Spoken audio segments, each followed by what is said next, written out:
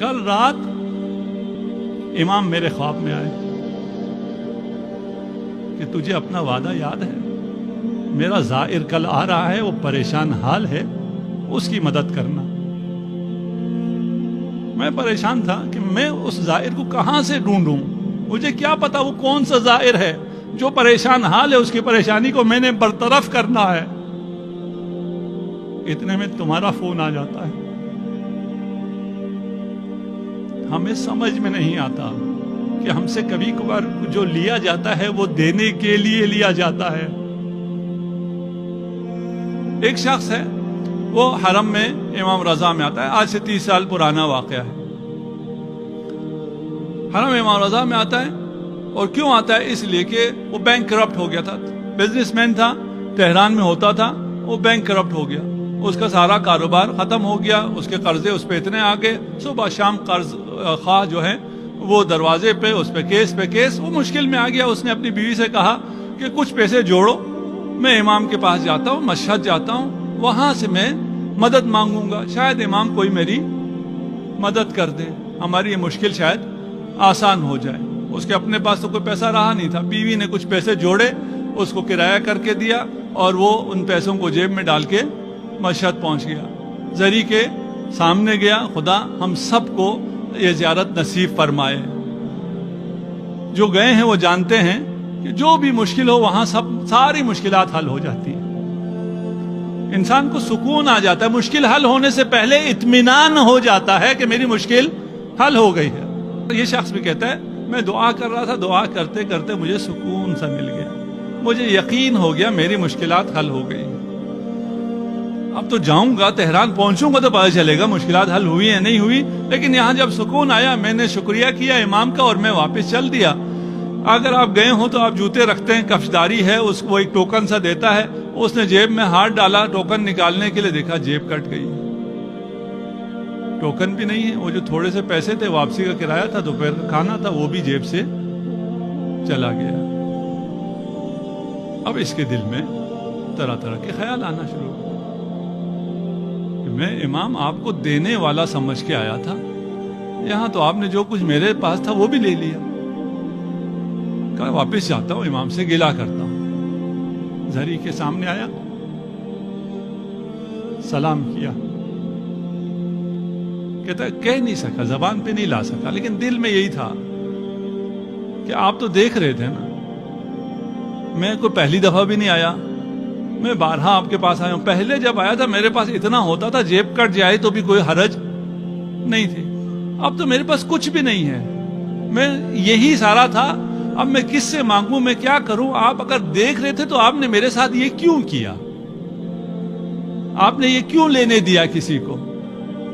خیر وہاں سے آخری سلام کر کے کہتا ہے میں واپس چلا، کچھ کر تو سکتا نہیں تھا، مانگ بھی نہیں سکتا تھا، دل میں آیا نہ مانگوں کیا کروں، حرم پہ میں مانگ لیتا ہوں، خود تاجر تھا، اچھا خاصا تھا، آتا تھے، ہم کہتے تھے یہ بھیک مانگ رہے ہیں، پروفیشنل ہیں، جس سے بھی میں کہوں گا وہ یہی کہے گا۔ اس نے اس سے کہنے کی کوشش کی، اس سے کہنے کی کوشش کی، اس سے کہا نہیں گیا۔ اس نے جیب میں ہاتھ ڈالا تو ایک سکہ اس کو ملا۔ اگر آپ 30 سال پہلے کی بات کروں، موبائل نہیں ہے اس زمانے میں، وہ سکے کا ٹیلی فون ہوتا تھا، سکہ ڈال کے فون کرو۔ اس کے ذہن میں ایک خیال آ گیا کہ ایک سکہ ملا ہے، اسے میں ڈالتا ہوں بوتھ میں جا کر، ایک نمبر رینڈم ملا دیتا ہوں مشہد کا، وہ سامنے تو نہیں ہوگا نا، کم از کم شرم تو نہیں آئے گی، سامنے لوگوں سے مانگتے ہوئے شرم آ رہی ہے، اس سے میں مانگ لوں گا، اس کو کہوں گا کہ میں اس حالت میں آ گیا ہوں، اگر کر سکتے ہو تو مجھے دوپہر کھانا چاہیے، واپسی کا ٹکٹ چاہیے۔ اس نے فون کیا، کسی نے اٹھایا، ہیلو السلام علیکم، وعلیکم السلام، یہ میرا معاملہ ہے اور یہ میری مجبوری ہے، آپ میری مدد کر سکتے ہیں؟ اس نے پوچھا آپ کہاں سے بول رہے ہیں، کہاں ہیں؟ کہا میں فلکہ آپ پر ہوں اور یہ ٹیلی فون بوتھ ہے، اس سے میں فون کر رہا ہوں۔ کہا وہی رہنا، میں آ رہا ہوں۔ یہ خوش ہو گیا، چلے پہلی ہی کال پہ ایک سے زیادہ تو کال کر نہیں سکتا تھا، ایک ہی چانس تھا، ایک ہی سکہ تھا، اس پہ جواب مل گیا۔ اور اس نے کہا کہ میں آتا ہوں، 10 منٹ گزرے، 15 منٹ گزرے، کوئی نہیں آیا۔ تھوڑا سا پھر مایوس ہو گیا کہ فون پہ اس نے تفصیل سے منع کرنے کے بجائے یہی کہا ہوگا میں آتا ہوں، انتظار کرو، نہیں آئے گا تو میں کیا کر لوں گا۔ کہتے ہیں تھوڑی دیر بعد ایک بڑی سی گاڑی رکی اور اس نے آواز دی کہ فلان صاحب آپ ہیں، آپ نے فون کیا تھا؟ کہا ہاں میں نے فون کیا تھا۔ آئیے تشریف لائیے, صاحب آپ کے انتظار میں ہیں. انہوں نے کہا اچھا یہ جو آیا ہے یہ ڈرائیور ہے, وہ تو جانتا نہیں ہے کون کون ہے, یہ کوئی ڈرائیور آیا ہے, چلیں کوئی اچھی پارٹی کو فون لگ گیا, کرایہ تو دے ہی دے گا, یہ کھانا بھی اچھا کھلا دے گا. اس نے گاڑی میں بٹھایا اور بہت بڑے سے بنگلے میں لے جا کے اس نے گاڑی پر پارک کی, اور وہ صاحب جو ہے مالک مکان وہ تیار انتظار میں ٹہل رہا ہے, آتے ساتھ ہی اس کے گلے لگایا, اس کا بڑا استقبال کیا. میں نے کہا ایسے استقبال کر رہا ہے جسے مجھے برسوں سے جانتا ہے, میں تو اس کو نہیں جانتا. بٹھایا, کھلایا, پلایا, تو کہا شکر ہے مجھے کھانا تو مل گیا, بس اب یہ پیسے دے دے, واپسی کا کرایہ مانگتے ہوئے اب بھی شرم آ رہی ہے. ٹیلی فون پہ تو کہہ دیا تھا, سامنے کہنے. اس نے باتوں میں لگایا, ہاں بتاؤ تمہیں کیا ہوا, کیوں ایسے مجبور ہو گئے. کہا میں بزنس مین تھا, میرا خسارہ ہو گیا, بینک کرپٹ ہو گیا, 200 ملین کا مجھ پر قرض آ گیا, اور کوئی حالات ٹھیک نہیں ہو رہے تھے, تو میں امام کے پاس آ گیا کہ امام میری مدد کریں. یہاں مدد تو نہیں ہوئی, جیب بھی کٹ گئی, جو تھا وہ بھی چلا گیا. کہا کتنا نقصان ہو گیا, کتنا قرض ہے تمہارا؟ کہا 200 ملین. اور کہا اگر اب تم اپنا بزنس صحیح کرنا چاہو تمہیں کتنا اور سرمایہ چاہیے کہ تم اپنا کام بھی کر سکو؟ 60-70 ملین ہو جائے تو وہ بھی چل جائے گا. کہا اب مجھے اجازت, کہا تھوڑی دیر ٹھہر جاؤ. چیک بک اس نے تیار رکھا ہوا تھا, ایک چیک کاٹا اور چیک مجھے پکڑایا 200 ملین. دوسرا چیک کاٹا 70 ملین. میں نے کہا یہ کیا ہے؟ اس وقت ایک بچہ داخل ہوا چائے لے کر, اس نے اس بچے کو گلے سے لگایا اور رونا شروع کیا. یہ کہتا ہے رونا تو مجھے چاہیے تھا, خوشی سے مجھے رونا چاہیے تھا, مجھے اتنا بڑا سرمایہ مل گیا اور دینے والا رو بھی رہا ہے, شکریہ بھی ادا کر رہا ہے.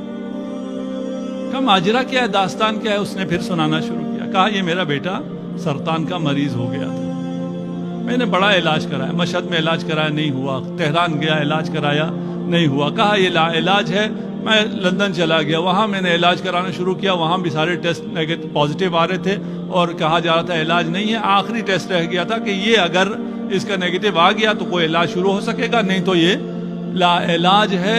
وہاں کسی نے کہا کہ تمہیں دعا کرنا نہیں آتی کیا؟ ایک آدمی ایسی آیا کہ دعا کرو, کسی کو وسیلہ بناؤ, تمہارا بچہ اب ان علاج سے بچ نہیں سکتا. کہتا مجھے خیال آیا کہ میں نے دعا اس طرح تو نہیں کی. ہم دعا پڑھتے ہیں نا, کل ہو سکتا ہے ہم قیامت کو جا کے کہیں خدا سے, خدایا میں ہر جمعرات کو دعا پڑھتا تھا, میں ہر جمعرات کو دعائے کمیل پڑھتا تھا, اور فلاں قاری کے ساتھ جا کے جس کی بہت اچھی آواز ہے میں دعائے کمیل پڑھتا تھا. شاید ہمیں کہے دعا پڑھنے کے لیے کب کہا تھا, دعا کرنے کے لیے کہا تھا. تو نے دعا کی بھی کبھی؟ یہ صرف پڑھتے رہے. یہ کہتا ہے میں دعائے کمیل پڑھنے کے لیے تو بہت جاتا تھا, حرم بھی جایا کرتا تھا, لیکن دعا میں نے کی نہیں تھی. اس شخص نے جب کہا دعا کرو, کسی کو وسیلہ بناؤ, تو میں نے امام رضا کو وسیلہ بنایا. میں نے کہا امام اگر آپ نے میرے بیٹے کو شفاعت دی تو میں آپ کی زائر کی عزت کروں گا, آپ کے زائر کی حاجت روائی کروں گا. کہتے ہیں جو آخری ٹیسٹ آیا تو وہ نیگیٹو تھا. اور ٹیسٹ کیے, میرا بچہ, انہوں نے کہا اس کو تو کچھ ہے ہی نہیں, اسے تو شفا مل گئی ہے. میں نے کہا کوئی علاج, کوئی آپریشن, کوئی کیمو تھراپی, کوئی ریڈیو تھراپی کا کچھ بھی نہیں, جب اس کو کچھ ہے ہی نہیں.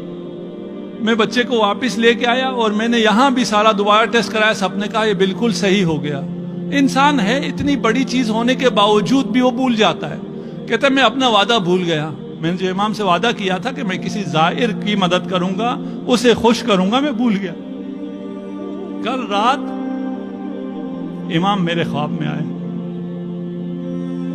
کہ تجھے اپنا وعدہ یاد ہے, میرا زائر کل آ رہا ہے, وہ پریشان حال ہے, اس کی مدد کرنا.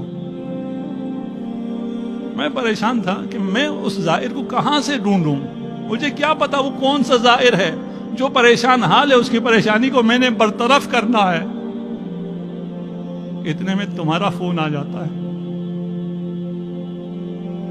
ہمیں سمجھ میں نہیں آتا کہ ہم سے کبھی کبھار جو لیا جاتا ہے وہ دینے کے لیے لیا جاتا ہے. وہ جس پیسے پہ تمہیں اعتماد تھا, جس پہ تم بھروسہ کر رہے تھے, وہ تم سے لیا جاتا ہے تاکہ جو حقیقی بھروسہ ہے اس کی طرف متوجہ ہو جاؤ. یہ دینے والے مقام پر ہیں, یہ لینے والے نہیں ہیں. ان کی سیاست بالکل مختلف سیاست ہے, ان کی زندگی, ان کی حکومت بالکل مختلف حکومت ہے. وہ علی ابن ابی طالب جو کہتے ہیں شاید کوئی ایک ایسا فرد ہو جو مجھ سے کمتر ہو میری حکومت میں, اور وہ خود حکمران ہے 50 سے زیادہ ملکوں کا آج کل کے حساب سے. یہ عطا امیر المومنین ہے.